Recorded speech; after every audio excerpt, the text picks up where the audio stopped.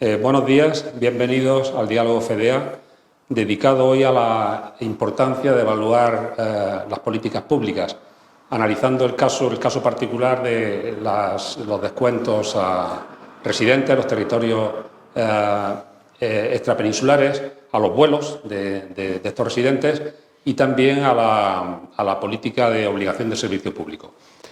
Soy Ginés de Rús, investigador asociado en FEDEA, y para debatir sobre este tema contamos hoy con dos invitados que tienen un profundo conocimiento de esta política porque la han evaluado. Joaquín López Vallés, que es director del Departamento de Promoción de la Competencia de la Comisión Nacional de Mercado y Competencia, de la CNMC, y Ángel Martínez Jorge, que es investigador en el Centro de Políticas Públicas de SADE. Ambos han evaluado, son conocedores de esta política y además tienen están alejados lo suficiente de los promotores de dicha política como para tener independencia de juicio. Voy a hacer una introducción breve sobre en qué consiste este tipo de política pública, distinguiendo entre lo que es el objetivo de la política de los instrumentos, por dos razones que explicaré a continuación y rápidamente pasaré la palabra a los invitados para que podamos debatir sobre este asunto.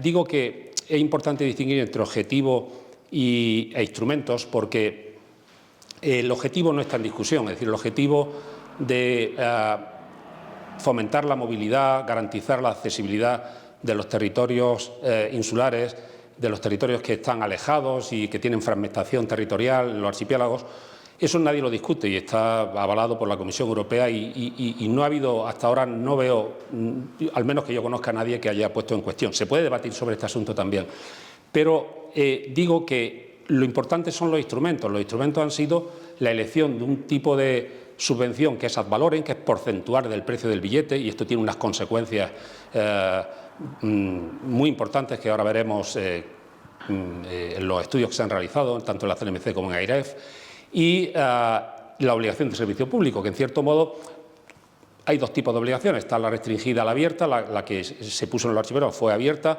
pero que en cierto modo limita la competencia porque establece unas condiciones tanto de frecuencias como de tarifas máximas, etcétera, ¿no? Y digo que lo del objetivo, que insisto en la idea de que vamos a tratar sobre los instrumentos, porque los resultados de estos estudios han sido bastante críticos sobre el instrumento utilizado, sobre los efectos en precios, sobre la competencia, y la respuesta del poder político local ha sido que desde Madrid se intenta atacar a los privilegios de los archipiélagos y no tiene absolutamente nada que ver porque no se cuestiona el objetivo, pero sí el instrumento, que dado que con el mismo gasto público, con la consecución del mismo objetivo de proteger y de fomentar la movilidad, se pueden conseguir mayores beneficios para consumidores y, desde luego, sin reducir la competencia, como ocurre con el sistema actual de tarifa de subvención ad valorem frente al otro instrumento que también discutiremos, que es la específica, la tarifa fija la subvención fija por ruta. Este descuento viene ya desde los años 80, del descuento a residentes, y la obligación de servicio público desde el 98. Pero digamos que la discusión o el debate se abre cuando en el año 2018, creo que en el 2017 en los archipiélagos, en el 2018, se pasa del 50% de subvención al 75%. Inmediatamente empiezan los precios a subir y son los propios políticos locales los que se quejan de que las compañías, ellos aducen que las compañías están aprovechando la subvención para abusar de su poder de mercado y elevar los precios. Entonces, esto es paradójico porque son estos políticos los que han propuesto este sistema porcentual y también, como espero que podamos discutir aquí, el incentivo tan potente que supone a elevar los precios una subvención que paga más a la empresa que cobra más caro. Esta es la base de un sistema porcentual. Entonces, ahí fue cuando empezó, se desató esta crítica a que las empresas, incluso se dijo que las empresas miraban los IPs del ordenador y dependía de dónde compraban, pues se cobraba, si se compraba desde la península, el billete costaba más barato porque no reciben subvención de un peninsular, pero si se compraba desde las islas, naturalmente si un canario o un balear paga 100 euros, la compañía recibe 400, 100 del usuario y 300 de subvención.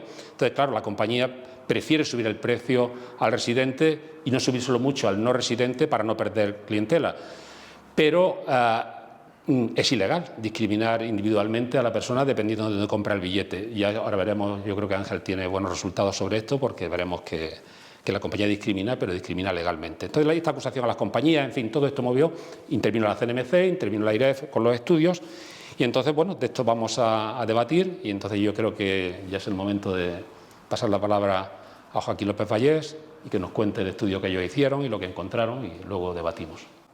Fenomenal, pues muchísimas gracias, Ginés, y muchísimas gracias a FEDEA por la organización de estos diálogos y por invitarnos a la CNMC, y a mí personalmente, que es un gusto estar aquí hoy con vosotros, Ginés, Ángel.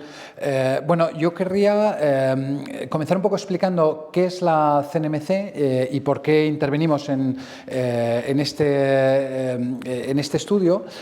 La CNMC, como seguro que todos conocéis, es un organismo independiente del gobierno, independiente de las empresas, de los agentes en los mercados, que lo que busca es defender y promover que exista una competencia efectiva en todos los mercados para beneficiar a los usuarios y a los consumidores y a los ciudadanos en general, ¿no? Para cumplir este objetivo de defender y promover la competencia en los mercados, nosotros desarrollamos diferentes funciones. Por un lado, supervisamos, hay unos sectores económicos en los cuales es necesario un control más estricto, que los sectores de telecomunicaciones, energía, transportes, postal, y luego tenemos unas funciones generales de supervisión y control de la competencia en todos los sectores de la economía. Para supervisar y controlar que exista competencia en todos los sectores de la economía, por un lado, lo que hacemos es vigilar a las empresas, que las empresas que están en posición de dominio no abusen de su estatus privilegiado, y que las empresas no se relajen, no acuerden ilegalmente los precios o se repartan clientes o mercados. Pero además de vigilar a las empresas, también promovemos que el marco de intervención en el que se desarrollan las actividades económicas sea el más procompetitivo posible.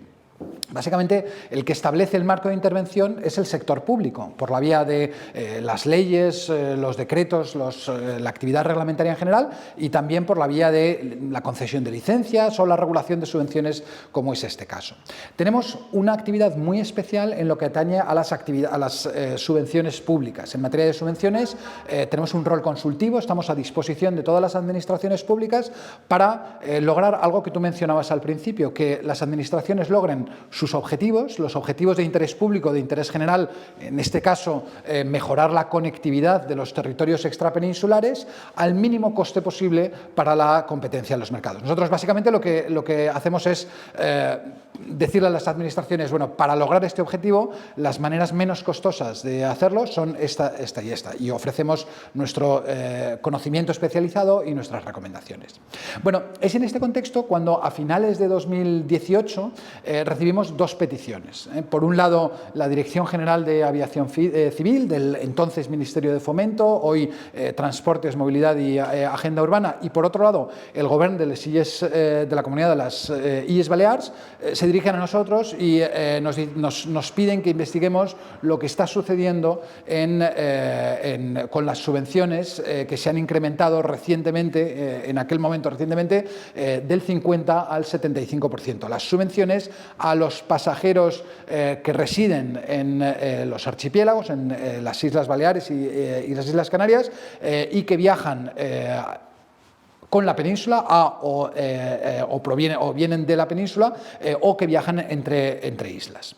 Bueno, nosotros iniciamos una investigación para ver qué es lo que ha sucedido y bueno, pues nos encontramos con lo siguiente. Nos encontramos en primer lugar con que son mercados con una regulación intensa, no solamente regulación, me estoy refiriendo no solamente a regulación en términos de seguridad, que es obvio que el transporte aéreo tiene que estar muy regulado por cuestiones de seguridad, sino cuestiones económicas en cuanto a la regulación, a lo que las compañías aéreas pueden hacer. Por un lado, nos encontramos con las bonificaciones sobre las que nos habían hecho la pregunta. Por otro lado, nos encontramos con las obligaciones de servicio público, las OSPs, que es posible que aquí en el debate nos refiramos a ellas por el acrónimo, y con otras actuaciones, otras subvenciones, como las subvenciones a determinadas tasas aeroportuarias o las subvenciones al establecimiento de nuevas rutas, ¿no? Bueno, hago un inciso, las obligaciones de servicio público, las OSPs, existen fundamentalmente en las islas. Tenemos en España 17 obligaciones de servicio público, teníamos en aquel momento 17 obligaciones de servicio público, creo que a día de hoy el número sigue vigente, y estas obligaciones de servicio público, bueno, pues lo que hacen es establecer una serie de condiciones de frecuencias mínimas, capacidad mínima o máxima, características de los pasajes y también precios, límites a los precios que las aerolíneas pueden cargar por estos trayectos. Además, hay un tipo de OSPs un poco especiales, que son las OSPs que limitan el número de competidores que pueden existir. A las primeras, las que simplemente establecen las condiciones con las que se puede operar, las denominamos OSP abiertas, y las otras son las OSP restringidas, que básicamente configuran un monopolio y dan una compensación al operador que presta esta actividad en régimen de monopolio. Bueno, volviendo al tema sobre el que nos preguntaron, básicamente la cuestión es qué es lo que ha pasado, porque ya en aquel momento existían indicios de que el incremento del porcentaje de la subvención de los billetes del 50 al 75% había tenido efectos no deseados. El efecto no deseado es que se habían incrementado los precios de los billetes y se estaba incrementando mucho el coste para las arcas públicas del programa de subvención. Bueno, nosotros hicimos una investigación en la que recabamos información de la propia Dirección General de Aviación Civil, de las compañías aéreas, y lo que encontramos, bueno, pues fueron unos patrones de resultados relativamente similares entre lo que estaba ocurriendo en los vuelos entre islas, tanto en Baleares como en Canarias. Nos encontramos con una situación similar, y lo que estaba ocurriendo en los vuelos tanto de Baleares y Canarias como con la península. Por un lado, lo que había ocurrido tras el incremento del porcentaje de subvención es que se habían logrado los objetivos de política pública en términos de mayor conectividad. El número de pasajeros residentes en las islas que viajaban con la península y que viajaban entre islas se había incrementado en porcentajes que varían un poco según el ámbito geográfico, pero pueden estar entre el 10 y el 20%. Pero por otro lado, los precios se habían incrementado también. Nosotros lo que hicimos fue construir unos precios teóricos teniendo en cuenta el comportamiento estacional de los años anteriores, un sistema no muy sofisticado, ya que estamos aquí en FEDEA en términos económicos, pero bueno, un sistema que predice nos da un indicio de lo que podría haber ocurrido en ausencia de la subvención. Y lo que nos encontramos es con que efectivamente los precios se habían incrementado, sobre todo en los vuelos entre las islas y la península. En los vuelos entre islas los precios habían permanecido relativamente estables. El efecto combinado de ambas cosas, el aumento de la conectividad y el aumento de los precios, lo que había provocado es un aumento muy notable para las arcas públicas. Pasamos de unas subvenciones que en el año 2016 estaban en torno a los costaban a las arcas públicas en torno a 320 millones de euros, y en el año 2019, una vez que se habían producido los dos incrementos en los veranos del 17 y el 18, nos encontramos con que el coste de las subvenciones estaba en más del doble, alrededor de 720 220 millones de euros, un incremento de un 150% en términos porcentuales. Entonces, bueno, claro, la cuestión está en la evidencia que nosotros destacamos, o la conclusión a la que nosotros llegamos es: se ha conseguido el objetivo que se estaba promoviendo, que era mejorar la conectividad, pero ¿a qué coste, ¿no? Se ha conseguido pues, a coste de incrementar los precios, lo cual perjudica a los pasajeros que no se benefician de la subvención, a los turistas principalmente, sean de ocio o de negocios, pero a los pasajeros que no residen ni en Baleares ni en Canarias, y por otro lado, pues a costa de un notable incremento del coste para las arcas públicas. Nosotros evaluamos también otras posibilidades alternativas de intervención. Vimos lo que se hace en otros países, en Portugal, en Francia, en Reino Unido, en Italia, o incluso fuera de Europa, en Australia, en Ecuador. Recuerdo. Y bueno, lo cierto es que no hay un sistema perfecto en todos los sistemas de intervención, y esta es una cuestión que yo creo que las políticas públicas deben tener siempre presentes. Todos los sistemas de intervención tienen costes y beneficios, y lo que es importante es hacer análisis tanto previos como posteriores para tratar de anticipar y ver cuáles son estos costes y beneficios y tratar de reducir los costes al máximo. Entre las recomendaciones que nosotros ofrecíamos pues estaban dentro del propio sistema tratar de introducir mecanismos para que los pasajeros, para mantener el apoyo a la conectividad de los pasajeros residentes, pero al mismo tiempo haciéndoles más sensibles al precio, lo cual a su vez disciplina la oferta de las compañías aéreas, y por otro lado pues intervenciones generales tanto de estímulo a la oferta, reducción de las barreras para que la oferta se comporte de una manera más dinámica, como de una revisión general de todos los mecanismos de intervención. Hay muchos sistemas de intervención que operan simultáneamente y no tenemos claro que haya habido una cabeza pensante que haya pensado en cómo interactúan entre sí todos estos sistemas de intervención. Muy bien, muchas gracias, Joaquín. Ángel, tú trabajaste con, creo recordar, 2 millones de vuelos en datos, casi 100 millones de billetes, o sea, creo que una base de datos brutal. Bueno, lo primero decir, yo trabajé en este proyecto que formaba parte de la evaluación del Spending Review, la segunda edición del Spending Review de infraestructuras, dentro del marco de la AIREF. No es que fuera mío el estudio, muchísimo menos, muchos participamos, simplemente fue uno de los que participó, y estoy encantado de contaros pues más o menos lo que encontramos a grandes rasgos, que básicamente, bueno, pues primero evaluamos la historia de esta subvención, vimos cómo había ido aumentando en el tiempo. Nos habría gustado tirar más para atrás, nuestros datos llegaban hasta el año 2008, que justo el anterior cambio se había producido en el 2007 o el 2006, en ese periodo, con lo cual nos quedamos simplemente para evaluar el del aumento del 50 al 75%.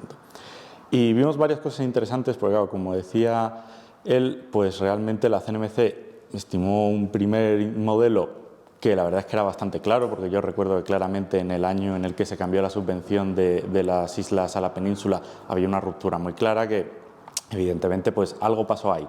La cuestión es que no tenían suficientes datos como para aclarar exactamente a qué se podía deber, y de hecho en vuestro estudio sugeríais, puede haber sido pues porque los consumidores han cambiado su comportamiento, reservan a lo mejor con un poco de menos días de antelación.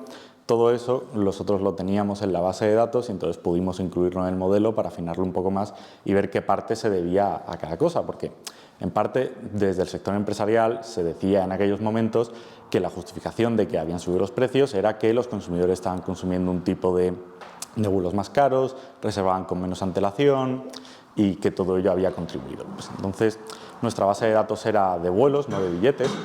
Y realmente pues podíamos controlar por cosas muy importantes como el porcentaje de ocupación del vuelo, por un lado, luego el porcentaje de residentes, que era la variable clave, como veremos más adelante, y otras características del vuelo y en menor medida también de las personas que viajaban en el vuelo.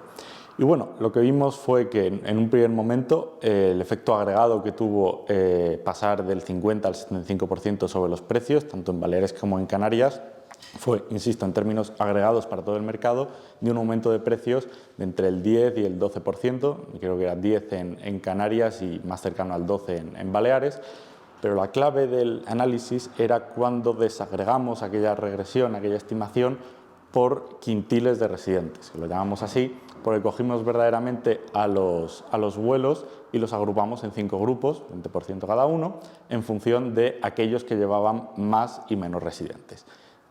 Y ahí está justo lo que comentaba Ginés antes, y es que realmente las compañías no tenían o no les era necesario discriminar individualmente el precio, que además de ser ilegal, pues puede traer muchísimos problemas, porque incluso un canario que esté en Madrid y quiera volver a Canarias, pues si lo saca desde un ordenador en Madrid, pues podría evitar ese bloqueo incluso.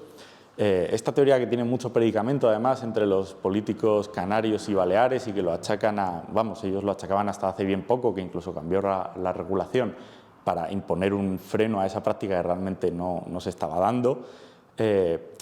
Lo que vimos es que simplemente la compañía, sabiendo el porcentaje de residentes que iba a ir en el avión, podía asumir un coste de los no residentes que iban, podían reducir su demanda, podrían decidir no volar, pero les salía a cuenta. Evidentemente, subir los precios en esos segmentos del mercado que ellos sabían cuáles eran, porque al final las compañías tienen datos de quién es residente, quién no es residente y dónde ha volado.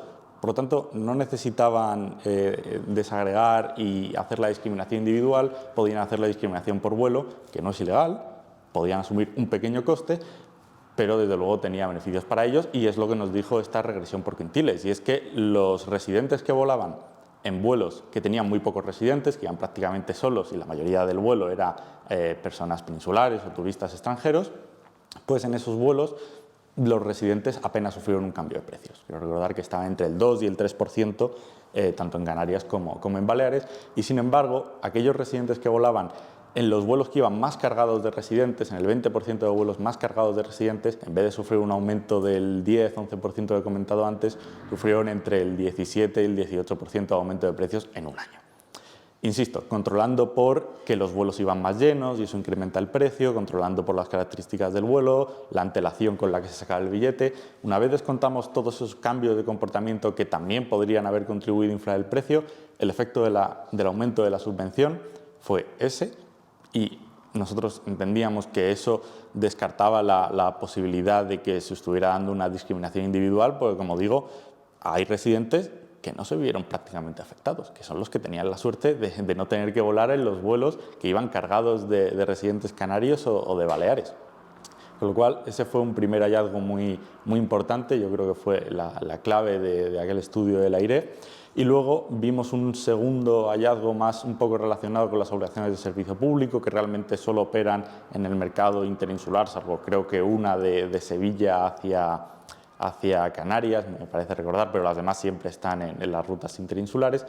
Y vimos que, como teníamos datos justo desde el año 2008, que los precios hasta justo el año previo del cambio de política pues habían ido bajando, y esto pues la gente que tenga más años que yo, a lo mejor vosotros os acordaréis de que hace una década pues los vuelos eran muy caros, entraron las low cost en el mercado, se redujeron mucho los precios, pero nos dimos cuenta de que había un mercado en el que eso no había sucedido, que era el mercado interinsular de Canarias, donde los precios se habían mantenido esencialmente estancados, mientras en el resto de mercados de Península Canarias, Península Baleares, Interinsular Baleares, pues se habían reducido hasta el año antes del cambio de política, insisto, del orden de prácticamente un 30%, pues luego hubo una pequeña subida que digo pequeña porque realmente cuando miramos el panorama alto, esta subida grande que he comentado para algunos residentes, en el largo plazo pues parece un poco más pequeña.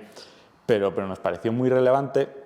El estudio no entró en materia para decir qué efecto podían estar teniendo las obligaciones de servicio público en Canarias, especialmente para generar este estancamiento de precios, que lo cierto es que es drama, porque ahí también supone un coste de recursos públicos respecto al escenario de que los precios hubieran caído como en el resto de mercados.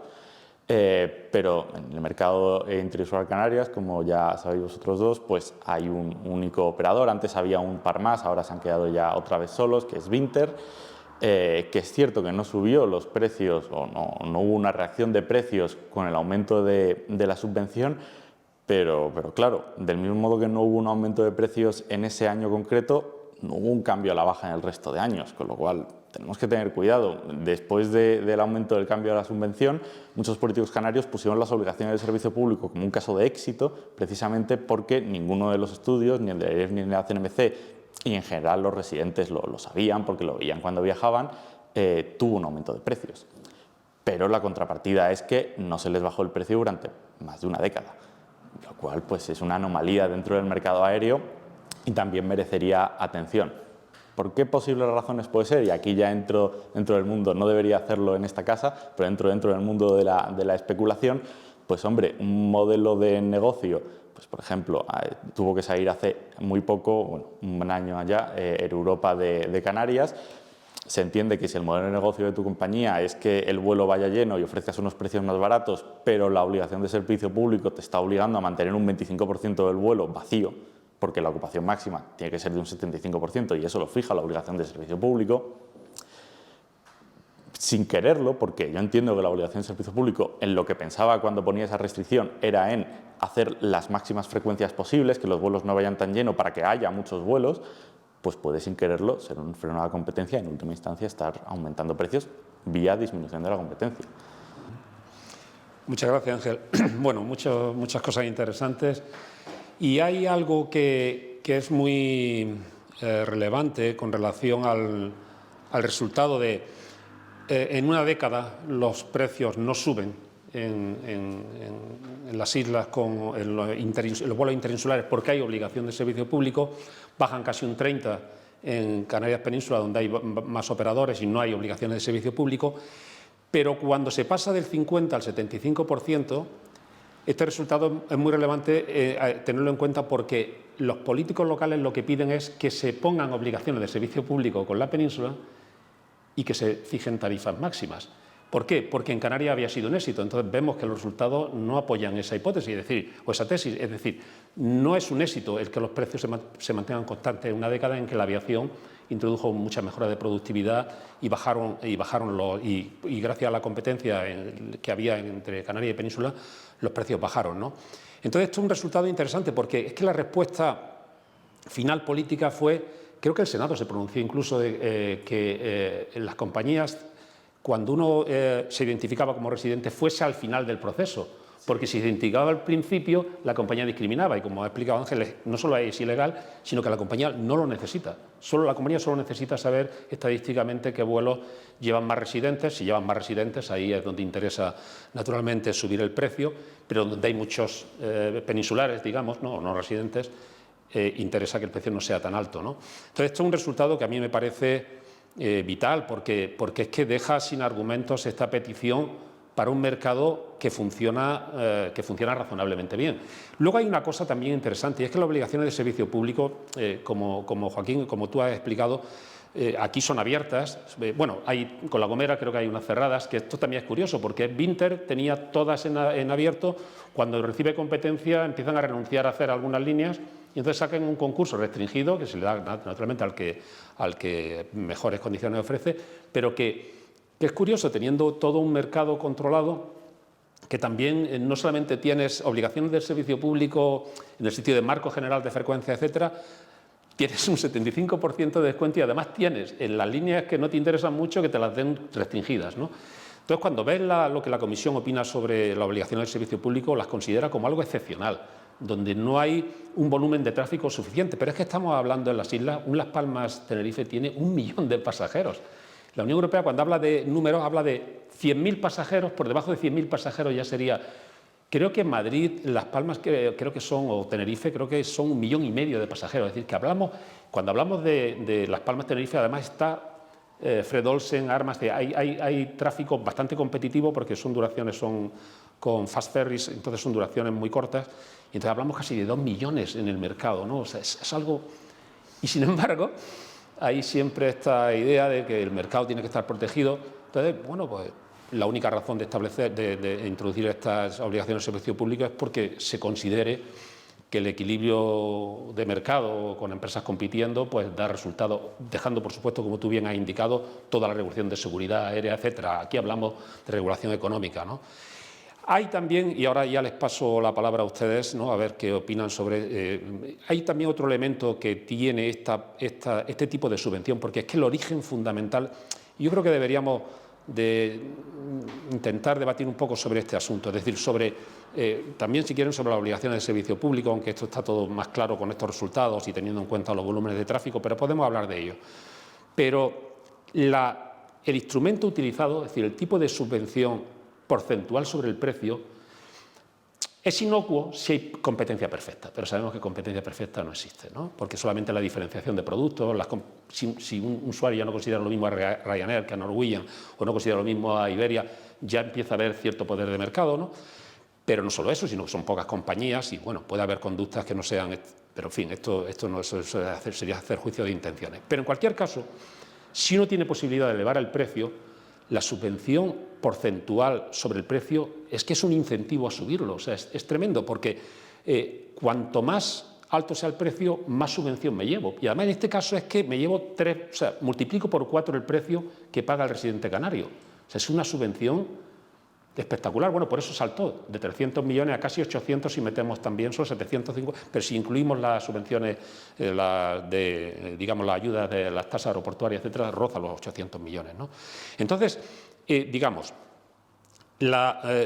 voy a enumerar unos cuantos efectos de esta tarifa porcentual y les paso la palabra inmediatamente. Se da más subvención a la compañía que más costes tiene. Es decir, desde el punto de vista de competencia, estamos dando más subvención a la compañía que cobra más caro, si tiene costes, es más ineficiente, recibe más subvención.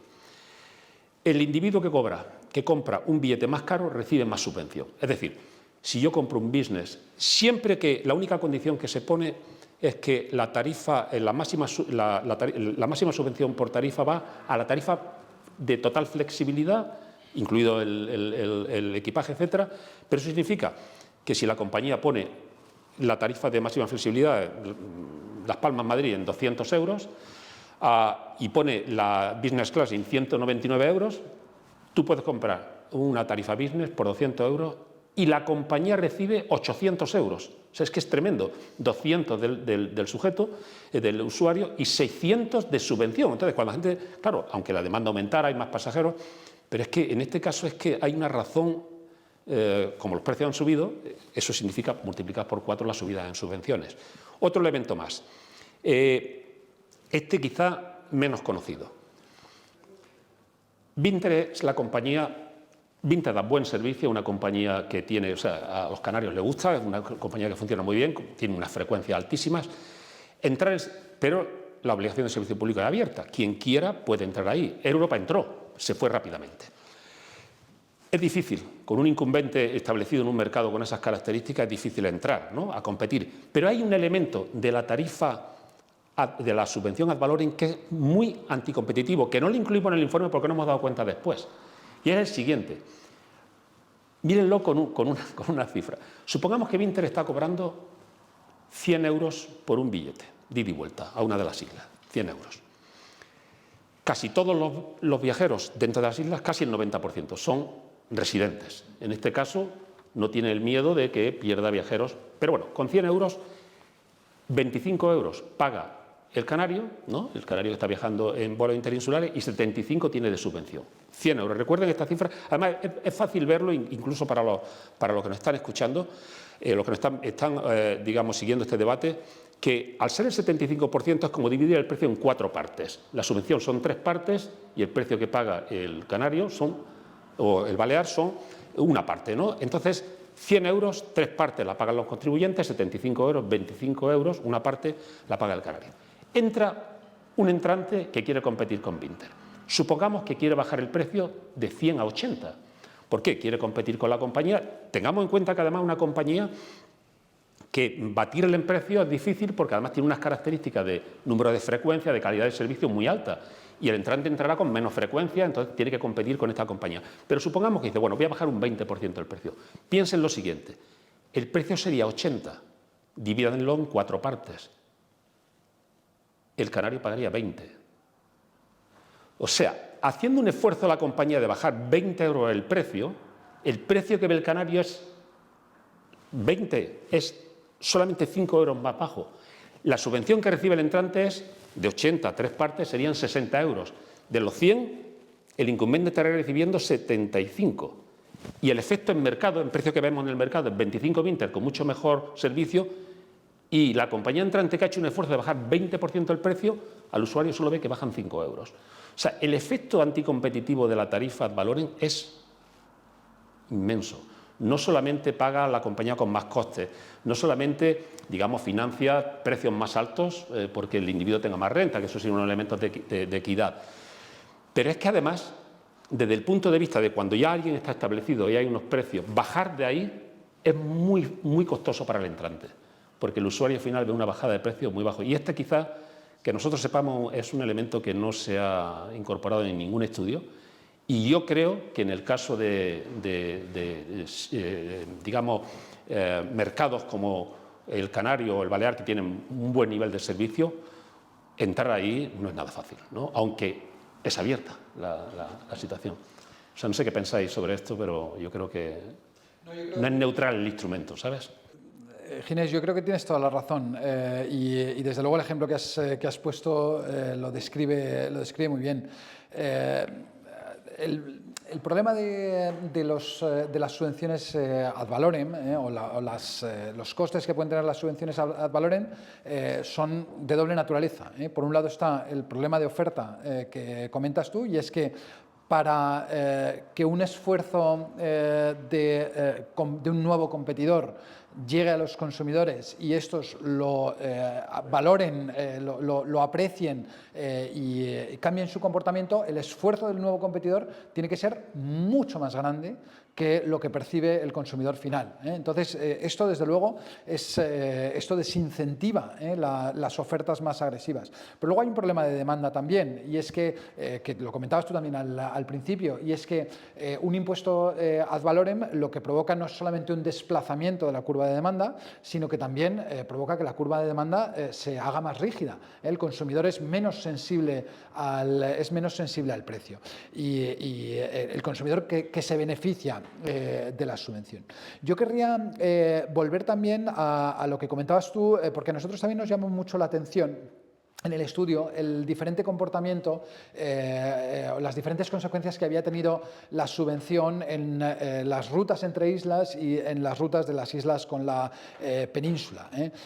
Aquí, por un lado, hay que tener en cuenta que las rutas entre islas fundamentalmente son rutas que utilizan los pasajeros residentes y fundamentalmente son rutas donde existen muy poquitos operadores, que explicabas tú también. En el caso de Canarias hay dos operadores, en el caso de Baleares hay 2 operadores que operan entre islas y esto las diferencia bastante de las rutas con la península. Las rutas con la península son rutas con más competidores, tenemos entre 7 y 9 competidores y con más tamaño, hay más demanda para las rutas con la península y mayor porcentaje de pasajeros no residentes que no se benefician de la subvención. Con lo cual, uno al principio tendería a pensar que el efecto habría tenido que ser mayor en las rutas interinsulares que en las rutas con la península.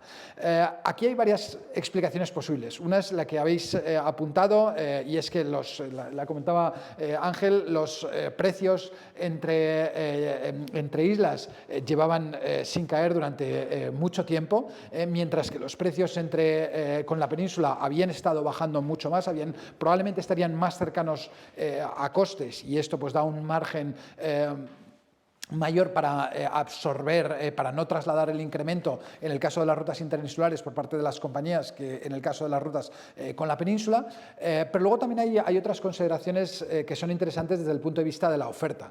Las rutas con la península son rutas donde los operadores tienen menor margen de maniobra para incrementar su oferta. Es decir, lo lógico es que cuando en un mercado se produce un aumento de la demanda, esto pues lleve a los operadores a incrementar su capacidad ofertada en los mercados.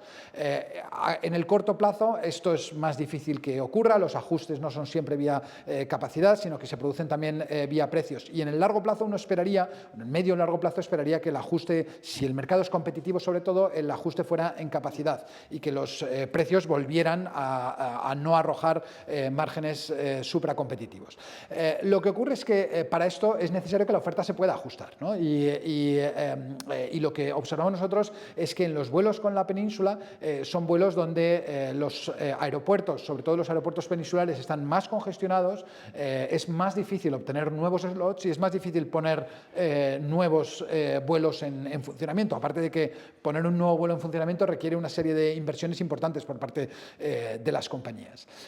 Dicho todo esto, hay otro elemento que también es muy interesante, y es que por efecto de las OSP o por la razón que sea, lo cierto es que en los vuelos entre islas los aviones viajan relativamente más vacíos. De manera que cuando se produce un incremento de la demanda, tú puedes reaccionar simplemente llenando más los aviones. Y llenando más los aviones, esto supone que el coste unitario por pasajero transportado baja. Con lo cual, probablemente lo que deberíamos haber observado en los vuelos entre islas es una reducción de precios y no un mantenimiento de precios. Exacto, es que de hecho el porcentaje de ocupación de los vuelos en el tramo interinsular en Canarias o en Baleares también, aunque como el mercado interinsular en Baleares, en el mercado aéreo es tan pequeñito, sobre todo en Canarias tiene mucha fuerza, era, si no recuerdo mal, está incluso ligeramente por debajo del 70%, cuando en una ruta media interinsular, península con isla, está por encima del 80%. Por lo cual, aparte de ser una pérdida de eficiencia que podía, insisto, estar justificada en su día por una falta de frecuencias, yo creo que ya no existe esa justificación, que el legislador debería darse cuenta que ya no existe un problema de frecuencias en las rutas interinsulares. Precisamente por eso los canarios les gusta tanto Inter, porque tiene una gran cantidad de frecuencias, es prácticamente un autobús con alas. En ese sentido ya no estaría justificado.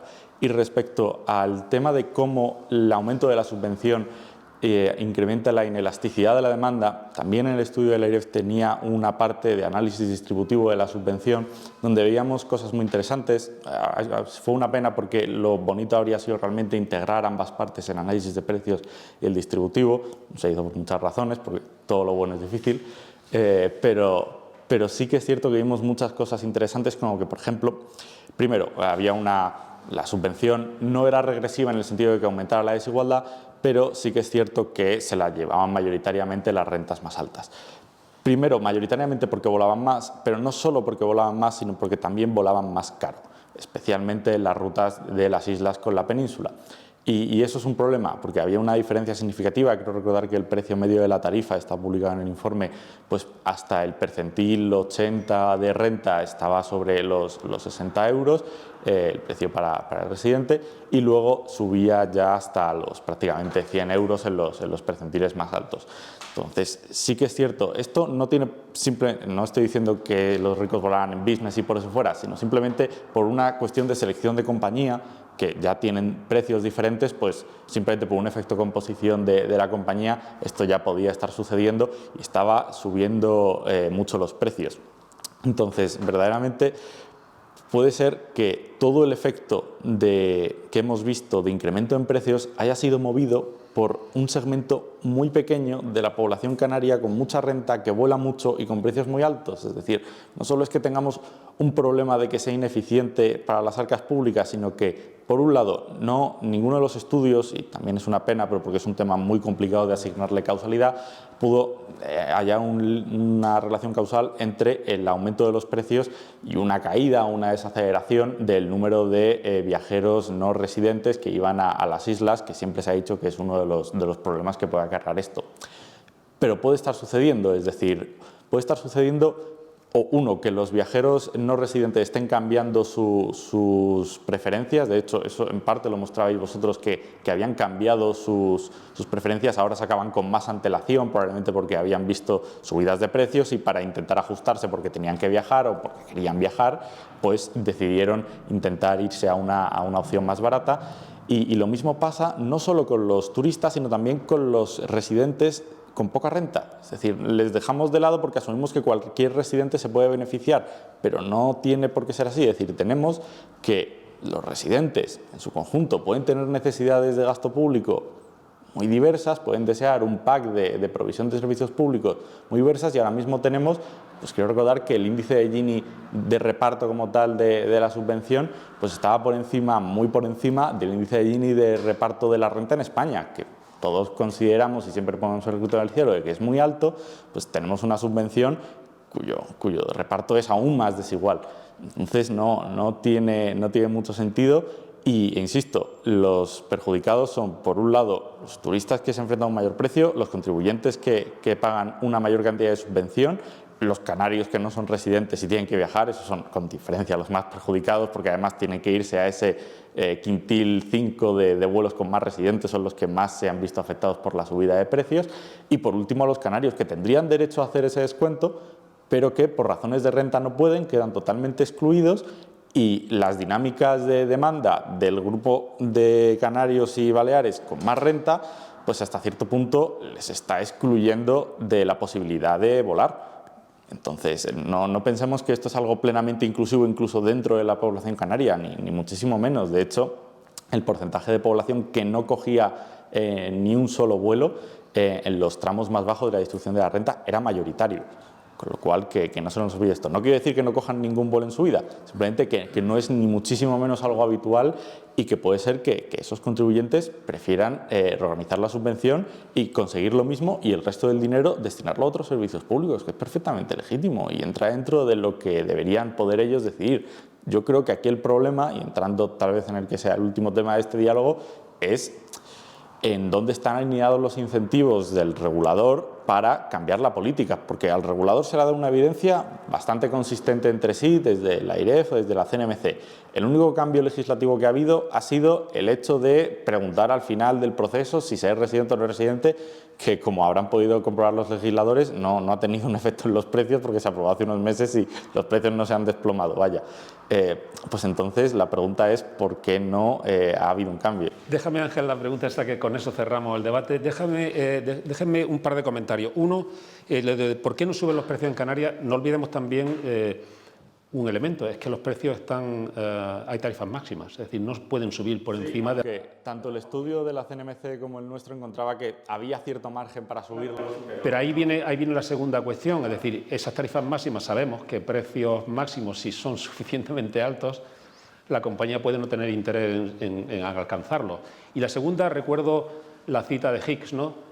Lo mejor del monopolio es la vida fácil. Es decir, una empresa bien establecida en un territorio, como son los territorios insulares, con buen servicio, no creo que piense solo en el corto plazo, no creo que piense solo en aprovechar una oportunidad de elevar. Yo creo que son políticas de largo plazo y han tenido éxito, porque en unas líneas, en unos pasillos de tráfico de tanta densidad de tráfico, o sea, atractivos para la entrada, han conseguido en una década que no entre nadie, ¿no? O sea, entradas puntuales y abandonar el mercado. Y eso no deja de ser extraño también. No digo, o sea, no hay, de nuevo, quiero evitar los juicios de intenciones. Quizá parte del éxito sea una buena política como compañía aérea, ¿no? Pero están estos otros elementos ahí que son cuestionables, ¿no? Las obligaciones de servicio público son para cuando hay muy poco tráfico y mi posición al menos es que es preferible mercado abierto sin obligaciones de servicio público, con las regulaciones indispensables de esta industria. Y cuando hay algunas líneas que no son susceptibles de explotación comercial, tenemos las restringidas, que se sacan al mejor postor, es decir, en este caso al que menos subvención pidiera, estableciendo un pliego de condiciones con unos servicios mínimos, ¿no?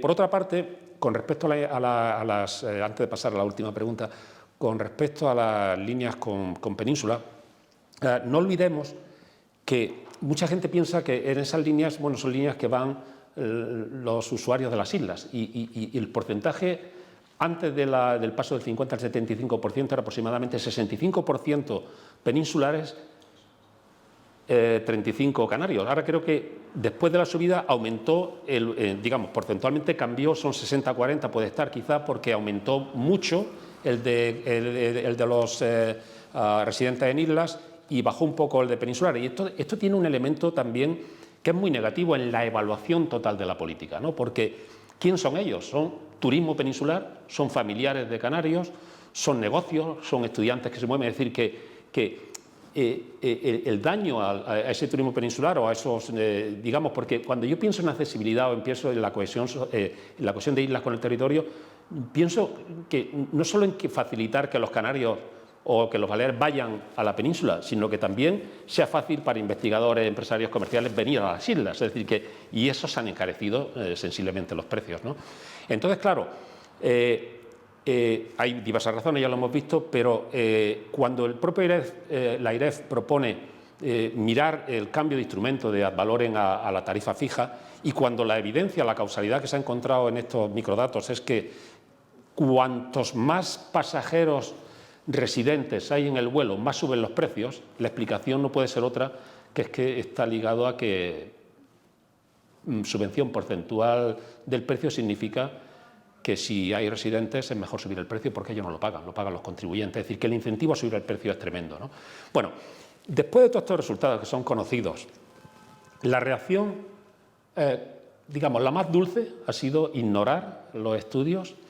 La más agresiva ha sido decir que de lo que se trata es...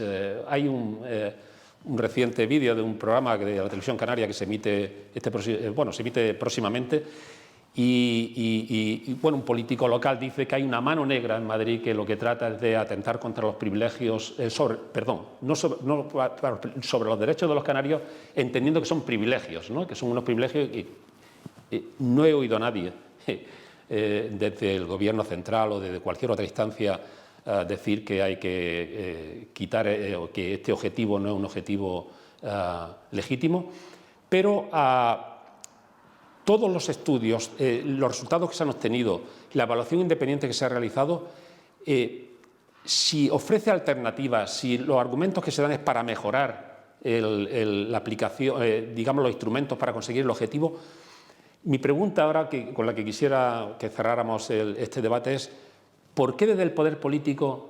Porque no es solamente el que gobierna localmente, es también la oposición. Es decir, en los territorios no ha habido una voz que haya dicho, bueno, intentemos pasar de ad valorem a la tarifa fija, intentemos cuestionar la obligación del servicio público, porque tenemos la obligación del servicio público restringida como última barrera de defensa, ¿no?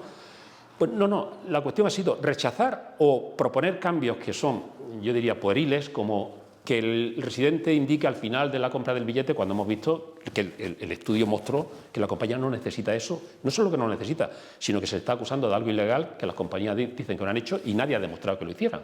Entonces, mi pregunta es, y más general, no solamente con este estudio, ¿vale? Lo ampliamos para que el debate, digamos, tenga un interés más general que con esta política que hemos tomado como ejemplo. ¿Por qué en general, cuando se examina una política pública por organismos independientes o por individuos no involucrados en los promotores de esa política y se obtienen resultados que son, en su aplicación, dan una posibilidad de mejora? ¿Por qué hay este rechazo desde el poder político? Es decir, esta es mi pregunta. Porque lo ha habido, ¿eh? Bueno, y si quieres, Joaquín, planteada más en términos más generales, no solamente con esta en concreto, para ¿no? evitar obligarte a pronunciarte por algo que no... Bueno, yo la verdad es que esto no te puedo... o sea, mi gorra de CNMC termina en el estudio y lo que te puedo ofrecer a continuación son reflexiones personales, obviamente basadas en mi experiencia de la CNMC. Primero... yo estoy razonablemente satisfecho con el nivel de seguimiento que los poderes públicos hacen de algunas de nuestras recomendaciones. Nosotros hemos hecho, así como recomendamos que haya evaluaciones, tanto previas como posteriores sobre las políticas públicas en general, en nuestro caso sobre el impacto sobre la competencia de las intervenciones públicas, esto consideramos que es bueno que haya una revisión de cómo de efectivos somos nosotros. Acabamos de terminar precisamente en estas semanas previas un estudio que hemos elaborado sobre cuál ha sido nuestra efectividad de la CNMC a la hora de recomendar modificaciones en las políticas públicas, mejoras en las políticas públicas, y la verdad es que los resultados, bueno, pues son para estar razonablemente satisfechos, no todos los satisfechos que podríamos estar, pero razonablemente satisfechos. En los estudios, en el periodo entre 2013 y 2019, en todas las recomendaciones que hemos efectuado en los estudios, nos han seguido en torno al 59-60% de las recomendaciones.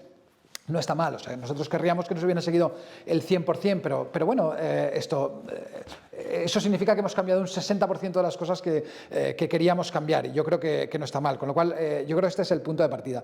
La segunda es que lo que yo creo que sí va impregnando es la necesidad de evaluar. Yo creo que antes de buscar las soluciones, lo primero es tenemos que hacernos las preguntas, ¿no? Y creo que es muy positivo que se estén haciendo las preguntas. Yo, como que comentaba al principio, nuestro estudio parte de dos peticiones que nos formulan un gobierno autonómico, esto que estaría en la posición de los políticos que quieren mantener la subvención, como me parece que es muy lógico. Y por otro lado, pues está el Ministerio de Fomento, que nos plantea una pregunta. Entonces, hay una intención por parte de las administraciones públicas de saber qué es lo que está funcionando mal. Y luego, bueno, pues respecto al por qué en este caso no. A ver, la verdad es que yo no lo conozco y os voy a dejar a vosotros, pero sí apuntaría que nuestro estudio es de febrero de 2020, en marzo de 2020 se produce un cambio que cambia completamente la situación de los mercados, que es la crisis del COVID, ¿no? La pandemia. Quizás tenemos que esperar, no lo sé. Yo creo que lo bueno es que haya debate. De acuerdo. Yo estoy muy de acuerdo y creo que tanto la CNMC como la AIREF han hecho una tarea colosal en intentar cambiar e influir en el debate público y sobre todo en el legislador dentro de España con evidencia nueva, y estoy convencido de que en muchas cosas ha funcionado.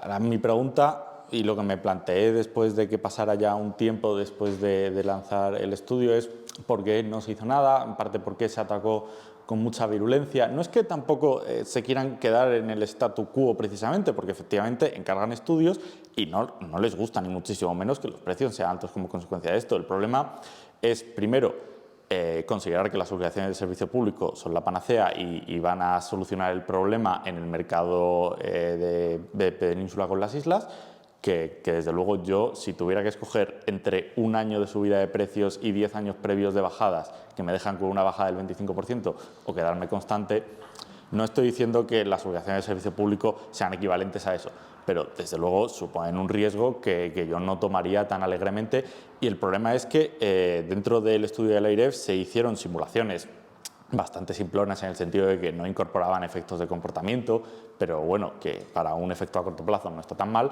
sobre qué efecto tendría pasar a una tarifa fija. Y mostramos que con el mismo gasto público, es decir, destinando esta partida exactamente el mismo dinero, se conseguiría al menos un reparto más equitativo de ese dinero y un pequeño ahorro. Sin más, los únicos que perderían serían los que compran billetes extraordinariamente caros, que no se les subvencionaría tanto porque se les subvencionaría tanto de un billete y ya está, que a la mayoría de gente no les afectaría porque ya compran billetes por debajo de esa cantidad, pero a las personas de renta alta pues les perjudicaría y en parte pues modificarían su comportamiento. ¿Por qué creo que en este caso no se han tomado medidas? Primero, porque había una narrativa muy fuerte a favor de que lo que había era una conspiración con las IPs de los ordenadores, que parece que no, o sea, ya nosotros lo tratamos como algo jocoso, pero verdaderamente había una cultura de que eso es lo que estaba pasando y ese era el problema y ya parece que se ha solucionado. Y aparte de eso, por una cuestión de incentivos mal alineados en el gasto. Quiero decir, esta es una subvención que no pagan los gobiernos autonómicos, no es que, como pasa por ejemplo con educación y sanidad, que el Estado central transfiere dinero a las autonomías, ellas luego deciden cómo gastarlo con su mix de sanidad, educación y servicios públicos, sino que aquí los residentes vuelan y en este caso lo financia el Ministerio de Fomento antiguo, ahora de Transportes, Movilidad y Agenda Urbana. Entonces, los gobiernos autonómicos primero quieren proteger los intereses de sus ciudadanos, que es totalmente legítimo, pero la cuestión es si decides rediseñar el instrumento, yo corro un riesgo de que ese rediseño implique un recorte. Entonces, como no me quiero arriesgar al recorte, prefiero que la cosa se quede como está, y si por el camino de los 800 millones a lo mejor 100 únicamente van al balance de las compañías, que es aproximadamente lo que calculamos considerando la subida de precios, pues bueno, se perdieron, evitamos un mal mayor, pero porque no está ese incentivo. Yo creo que si fuera el caso contrario en el que el Ministerio de Fomento diera en el primer momento el dinero que para financiar esta subvención a los gobiernos autonómicos y ellos fueran los que se vieran obligados y se les sacara directamente del bolsillo para destinarlo a balances de compañías, creo que, y tuvieran ellos ese dinero sí o sí, es decir, no sufrían ese riesgo moral de que a lo mejor lo pierdo en una posible reforma, yo creo que en ese caso la actuación habría sido muy diferente y las reacciones a los estudios también habría sido bastante diferente. Vale, Ángel, gracias. Yo creo que ese punto, desde mi punto de vista, es el crucial, es decir, no hay corresponsabilidad en el gasto. Es exactamente igual, digamos, resumido en una frase, el que pide no paga. Ha pasado igual en España con las infraestructuras. La sobrecapacidad que tuvimos en infraestructuras es porque, claro, desde las comunidades autónomas se pedía, incluso en el caso de alta velocidad, por ejemplo, líneas donde no había tráfico, ¿no? Para líneas de estas que necesitan una densidad de tráfico muy alta. Pero claro, si otros piden, yo pido también. Es decir, desde el punto de vista, siempre hemos referido a esto como un equilibrio del tema del prisionero, ¿no? Todos confesamos, todos estamos peor, pero bueno, todos pedimos, porque si tú te quedas al margen eres el perdedor, ¿no? Quizá también hay otro elemento, y este sí me gustaría, porque estoy de acuerdo contigo, Joaquín, de que lo de la cultura de la evaluación ha ido progresando dentro de nuestro país, pero no estoy tan convencido de que todo el mundo lo comparta en el sentido de su aplicación práctica. Te pongo un ejemplo. El Gobierno, fue una intervención no solamente del ministro de Transportes de la época, sino también del presidente del Gobierno. Cuando el AIREF produjo ese resultado y dijo y cuestionó en cierto modo, ¿no?, que deberíamos de revisar esto, la respuesta del Gobierno fue exactamente esta. La AIREF es un organismo independiente y, por tanto, el Gobierno no está obligado a seguir lo que diga un organismo independiente, lo cual es una paradoja tremenda, ¿no?, porque bueno, son independientes precisamente para actuar no ligados a la política del Gobierno y dar resultados que puedan mejorar las políticas públicas, ¿no? Digamos, ese es un elemento. El otro elemento en la evaluación es, estamos en este momento en FEDEA, estábamos a punto de publicarlo, hacer una evaluación, una valoración, digamos, ¿no?, de la nueva ley, es anteproyecto de ley de movilidad sostenible. Un elogio a la evaluación increíble en la exposición de motivos, un elogio a la AIREF en todos sus resultados que propone sobre que la evaluación es necesaria para las políticas públicas.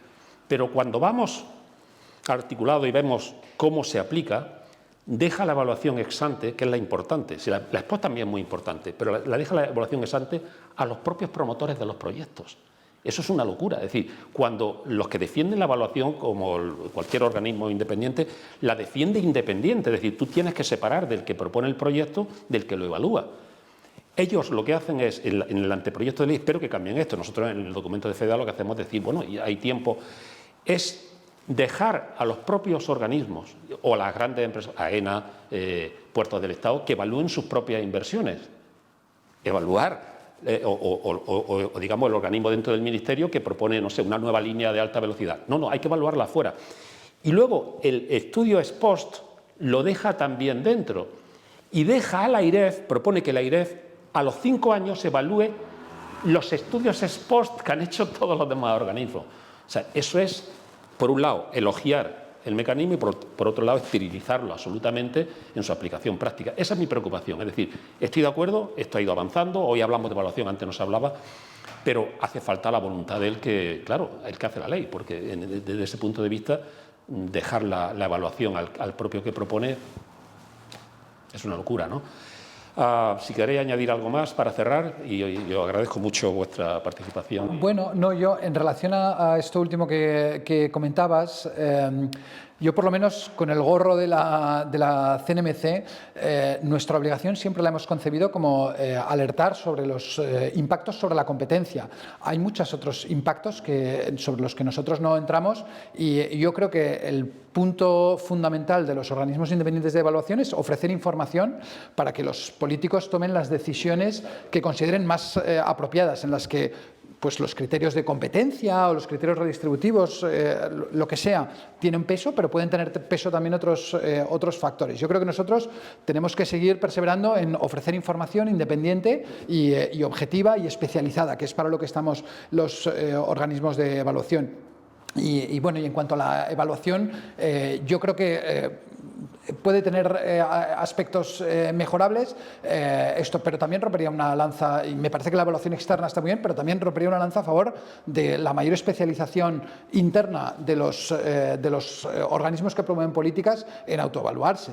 Yo creo que ambas formas de evaluación deben ser, desde luego, complementarias. Seguro que siempre hay margen de mejora, pero ambas formas de evaluación yo creo que son muy complementarias. Sí, yo creo que es necesario que los propios organismos que evalúan tengan un pensamiento crítico consigo mismos. Se puede convertir y degenerar en una cosa que se alejaría muchísimo de la evaluación si no lo hicieran.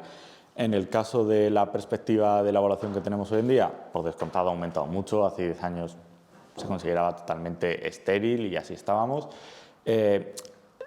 Me da miedo, eso sí, que algunos políticos consideren la evaluación como un medio para un fin, que es más o menos lo que consideramos la gente que apreciamos la evaluación, pero como un medio para sus propios fines en el sentido de autojustificarse. Me preocupa porque en el marco del Spending Review de la segunda edición se hicieron muchos estudios, beneficios fiscales, infraestructuras, gasto hospitalario. Los de beneficios fiscales fueron recogidos con gloria y muchos se han aplicado. Y tenían razón en aplicarse porque verdaderamente había problemas en muchos beneficios fiscales que debían corregirse y el problema es que en el momento en el que la evaluación dice lo que ya pensaba o lo que a mí me beneficia en un momento determinado con mi línea ideológica, lo acepto, es una evaluación estupenda, maravillosa. En el momento en el que se aleja un poco, me critica algo que yo pensaba, es una evaluación que no dice tanto, es un organismo independiente, no habrá que hacerle caso, y cogemos, hacemos cherry picking, cogemos las manzanas que nos gustan y ahí nos quedamos. La evaluación no debería ser eso, no estoy diciendo tanto como que el organismo evaluador tenga autoridad legal para imponer los cambios, ni muchísimo menos, pero sí un poco de responsabilidad al legislador de que tampoco puedes hacer eso porque de algún modo le estás reconociendo una autoridad, una legitimidad, una capacidad analítica a la persona que ha evaluado, al organismo que ha evaluado, y por otro lado está haciendo justo lo contrario. Entonces, eso, aparte de generar desconfianza y meter al evaluador dentro del debate político, que es un poco lo que pasó con los estudios sobre este tema del 75%, pues enfangas el debate y eso a largo plazo no puede ser bueno. Hay que tener un poco de responsabilidad política, yo creo, en el sentido de no si acaso implementar la política porque creas que hay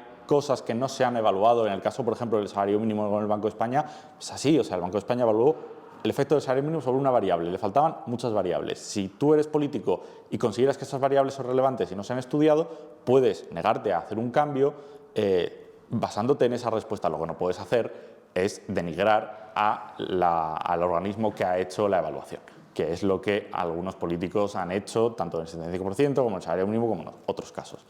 Y ese es, yo creo, el principal desafío que tiene que afrontar la clase política en España. Gracias, Ángel. Estoy recordando a Jean Tirole, ¿no? Cuando explica la necesidad de la evaluación independiente separada del poder político. El argumento central es que, igual que todos los profesionales, igual que los profesores de universidad o cualquier empresario, perseguimos nuestra propia agenda, nuestro interés. Y toda la literatura económica no naif lo que dice, claro, que el político en general, no es que vaya contra los ciudadanos, pero trata de maximizar su probabilidad de reelección, ¿no? Entonces, ministerios como Obras Públicas son bastante golosos desde el punto de vista de ganarse votos aprobando obra, ¿no? Entonces, Tirole lo que dice es que la evaluación ha de ser independiente por esta razón, es decir, porque hay que desligar la propuesta de un proyecto, que puede ser un proyecto muy interesante desde el punto de vista social, o puede no serlo tanto, pero sí políticamente rentable, del que evalúa, ¿no? Desde este punto de vista, no hay que preocuparse. La propia ley incluso aunque la evaluación ex ante se hiciera en España, estamos hablando de obra pública también, o de políticas públicas que implican mucho gasto público, por esto la importancia de la evaluación independiente, ¿no? La propia ley dice que aunque la evaluación ex ante resultara negativa, el Gobierno solo tiene que ir al Congreso a informar y no respetar dicha evaluación, tiene que justificarlo. Es decir, que no se están atando las manos al Gobierno para un proyecto que el Gobierno considerara que más allá de la propia evaluación tiene componentes estratégicos o hay algo que el evaluador no ha visto, ¿no? Eso está resuelto. Pero yo creo que, para cerrar el debate de una manera positiva, la cultura de la evaluación, estamos de acuerdo que está entrando en España, esperemos que vaya calando, ¿no? Como dentro de los organismos que toman decisiones tan potentes como decidir toda una red de infraestructura dentro de un país, o políticas públicas que tienen una implicación de gasto público y de peso sobre los contribuyentes bastante alta, ¿no? Bueno, pues con esa esperanza yo creo que acabamos, y darle las gracias, por supuesto, por venir a FEDEA a participar en este diálogo. Muchas gracias.